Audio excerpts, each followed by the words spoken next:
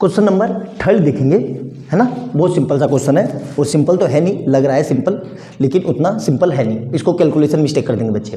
क्या लिखा है, फॉर व्हाट वैल्यू ऑफ के नहीं है, ये पी है, P for what value of P, ठीक है, will the pair of linear equation, ये लीनियर इक्वेशन के क्या है, have no solution, have no solution, ठीक है। तो मतलब के की किस वैल्यू के लिए इसके कोई सॉल्यूशन नहीं होंगे, पी के किस वैल्यू के लिए। करेंगे कैसे, ध्यान से, सिंपल सा है। अपनी सबसे पहले ये इक्वेशन लिख लो standard, 2p - 1 into x plus bracket के अंदर p - 1 into Y is equal to 2p + 1। इसको ब्रैकेट में ले लो। ब्रैकेट में क्यों लिया अभी बताता हूँ, ठीक है। सबसे पहले क्या करते हैं, हमारा RHS में जो भी दिया हुआ है उसको उठा के LHS में लाएंगे, यानी RHS में हम जीरो बनाने की कोशिश करेंगे। क्यों, अभी बताता हूँ। तो ये क्या हो जाएगा, 2p - 1 into x plus p - 1 into y, और ब्रैकेट लगाया है तो इसको ऐसे उठाएंगे माइनस का और ब्रैकेट लगा के रखेंगे 2p + 1 इंटू 0। हमने क्यों किया ऐसा, क्योंकि जब हम स्टैंडर्ड इक्वेशन क्या होती है, a1x plus b1y plus c1 = 0 से कंपैरिजन करते हैं तो उधर RHS में 0 होता है, इसलिए मैंने ऐसे किया। अब इसकी कंपैरिजन कर लो तो a1 कितना आ गया, a1 = देखो ध्यान से, x से x कट गया, a1 = 2p - 1। उसी तरीके से y से y कट गया तो b1 कितना आ जाएगा, b1 = p - 1। उसी तरीके से c1 = कितना आ जाएगा, c1 के सामने माइनस के साथ, तो माइनस और ब्रैकेट लगा के लिखना है 2p + 1। ये काम हो गया।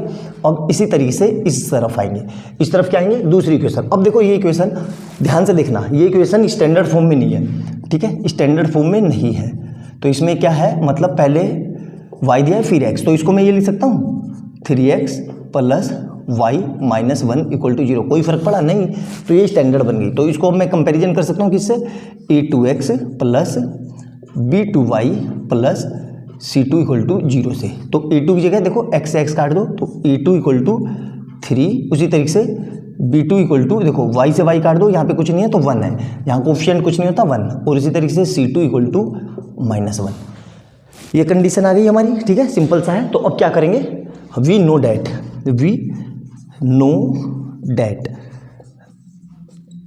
फॉर नो सॉल्यूशन, मतलब किसी भी सॉल्यूशन के लिए नहीं।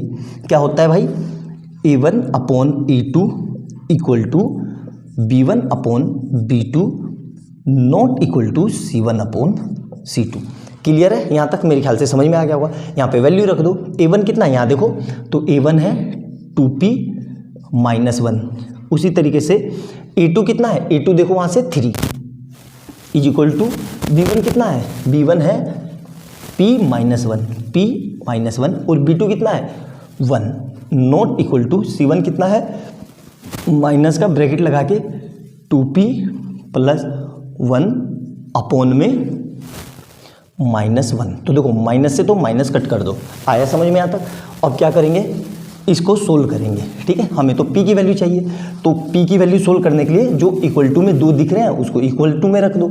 इक्वल टू में कौन से 2 दिख रहे हैं, यहाँ देखो ध्यान से, तो इन दोनों को मैं उठा लेता हूँ। क्यों, क्योंकि तभी तो p की वैल्यू आई। तो क्या लिखा मैंने, 2p - 1/3 =